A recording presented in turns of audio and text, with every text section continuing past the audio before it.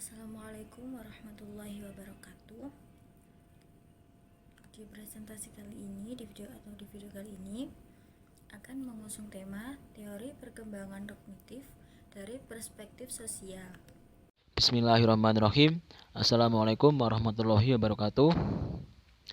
Perkenalkan, kami dari kelompok 2 dengan nama anggota 1 Zairo Aniko Asfiya NIM 20204031.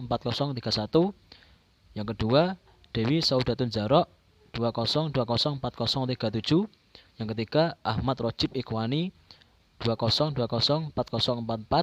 Yang keempat Dwi Nur Aini 20204053. Yang kelima adalah Siti Ainun Supiyah NIM 20204054. Kami di sini akan mempresentasikan materi yang modul 2. Adapun yang di dalam modul 2 yaitu teori-teori perkembangan kognitif dan perspektif budaya sosial. Yang pertama ada teori Piaget yang akan dijelaskan oleh Siti Ainun Supiyah. Yang kedua ada kritik dan evolusi Piaget yang akan dijelaskan oleh Ahmad Rojib Ikhwani. Yang ketiga ada teori Vygotsky yang akan dijelaskan oleh Zairo Aniko Asfiya. Yang keempat ada perbandingan teori Piaget dan Vygotsky yang akan dijelaskan oleh Dwi Nur Aini. Yang kelima adalah kemampuan berbahasa yang akan dijelaskan oleh Dewi Saudatun Zarok. Simak video pematerinya. Yang B adalah kritik dan evolusi Piaget. Piaget tidak menaruh perhatian besar pada pengaruh sosial dan budaya dalam perkembangan kognitif anak. Sedangkan anak-anak tinggal di lingkungan yang berbeda-beda. Tentu hal tersebut memengaruhi pemahaman anak tentang lingkungan sekitar mereka. Budaya tidak hanya mempengaruhi kecepatan perkembangan kognitif, akan tetapi juga bagaimana cara berpikir anak. Selanjutnya yang interaksi sosial memiliki peran besar terhadap bagaimana anak berkembang. Namun menurut Piaget, konflik antar teman jika terjadi interaksi sosial yang terjadi akan memberikan dampak negatif. Jadi intinya semua tergantung anak. Di sini saya akan menjelaskan poin A, teori Piaget.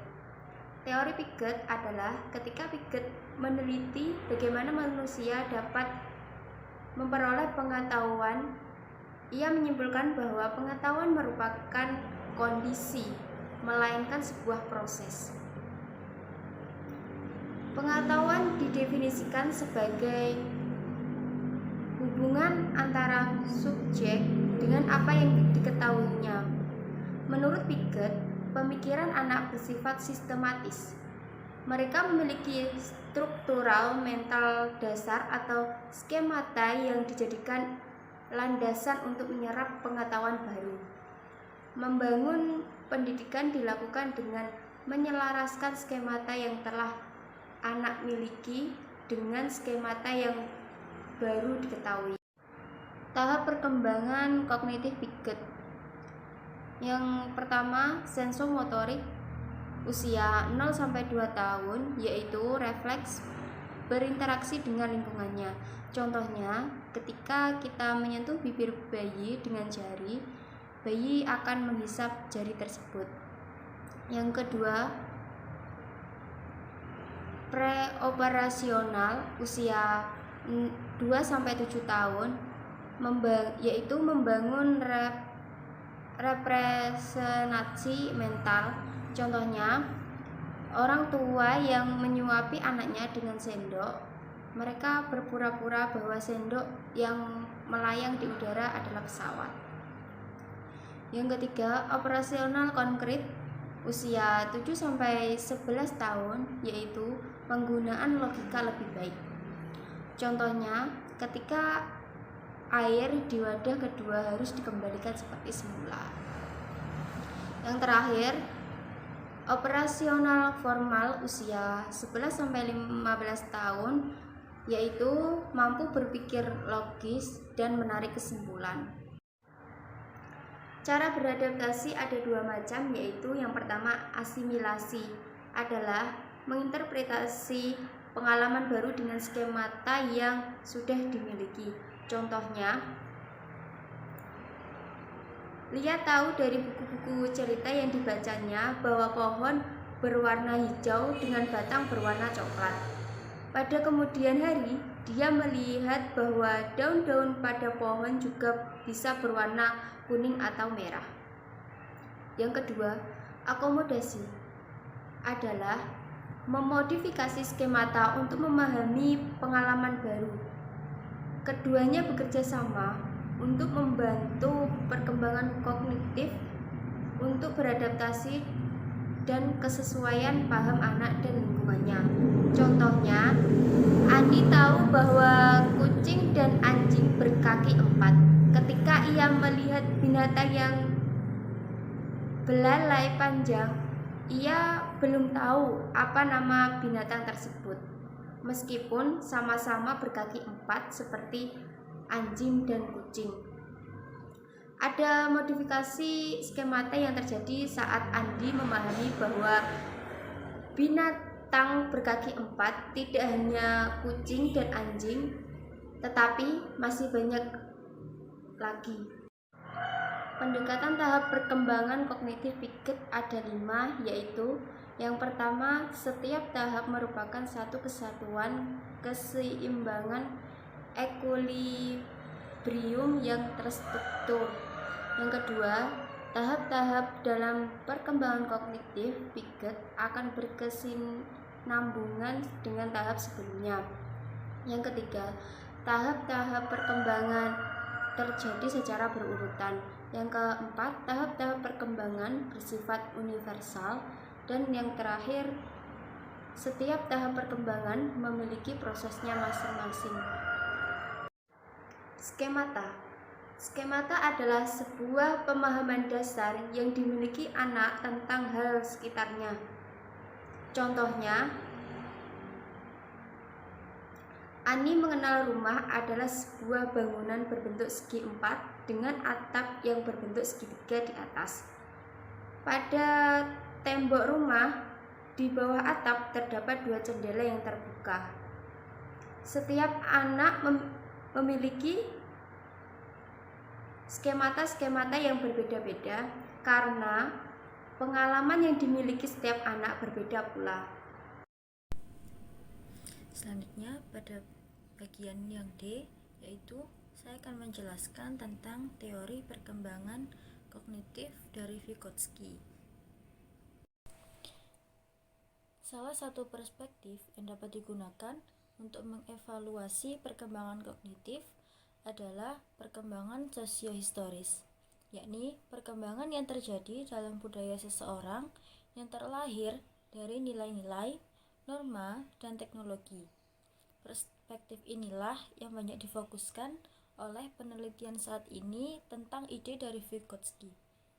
Ada 2 hal yang ditekankan oleh Lev Vygotsky. Yang pertama, perkembangan kognitif terjadi dalam konteks sosiokultural yang mempengaruhi perkembangan tersebut.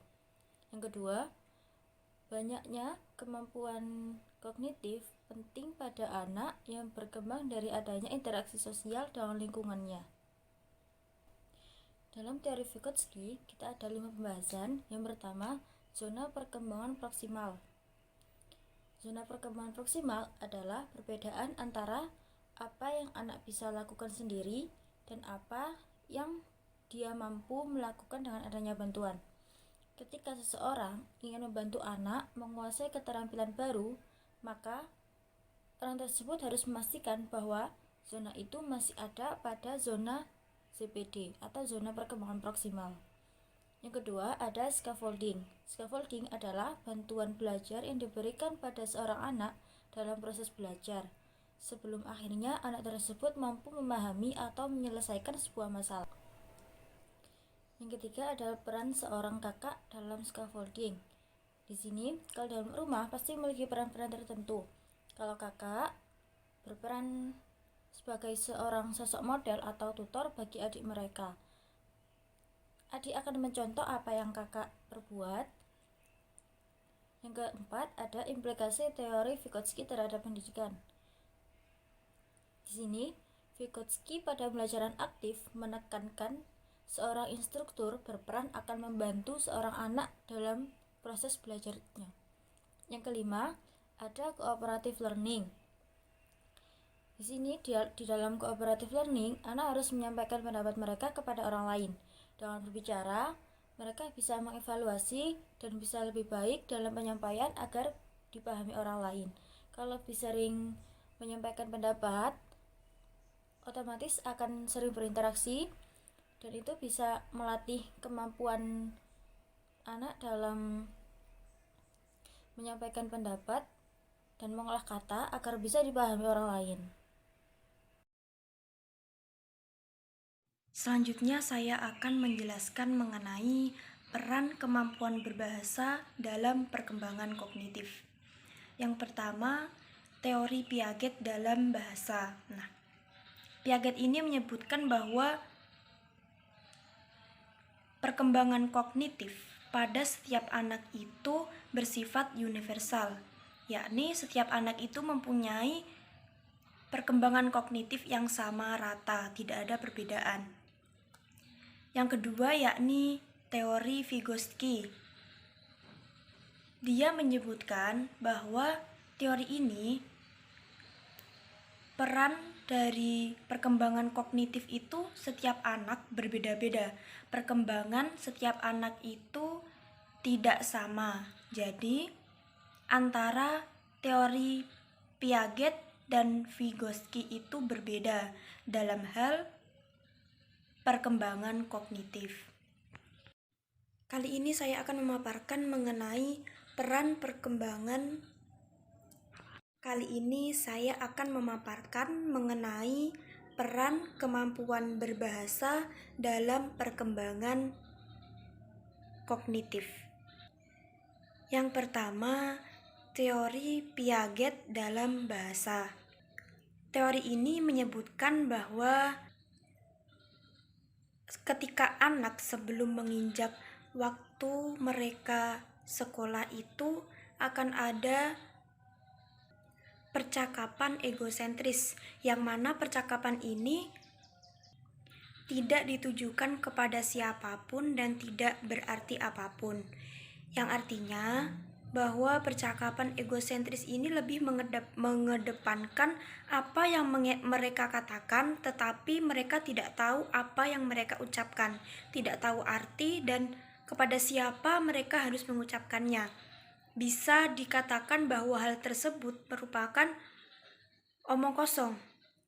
Meskipun begitu, itu merupakan suatu perkembangan pada seorang anak bahwa anak tersebut telah memiliki kemampuan dalam berbahasa. Dalam teori Piaget, kemampuan kognitif ini pada setiap anak bersifat universal atau sama rata. Jadi secara umum perkembangan kognitif setiap anak itu sama. Yang kedua, teori Vygotsky. Pada teori ini beliau menyebutkan bahwa setiap anak memiliki kemampuan kognitif yang berbeda. Jadi, bisa disimpulkan bahwa antara teori Piaget dan teori Vygotsky saling bertentangan, akan tetapi hal ini dilihat dari bagaimana titik temu antara kemampuan kognitif universal setiap anak yang merupakan pendapat dari Piaget, dan sedangkan dari Vygotsky menyebutkan bahwa kemampuan kognitif dari setiap anak itu berbeda-beda. Jadi mereka memiliki perkembangan yang berbeda-beda pada setiap individunya. Sekian presentasi dari kelompok kami. Apabila ada pertanyaan, sanggahan maupun pendapat, silakan disampaikan di kolom komentar maupun di grup WA. Terima kasih. Wassalamualaikum warahmatullahi wabarakatuh. Sekian presentasi dari kelompok kami. Kurang lebihnya mohon maaf. Assalamualaikum warahmatullahi wabarakatuh.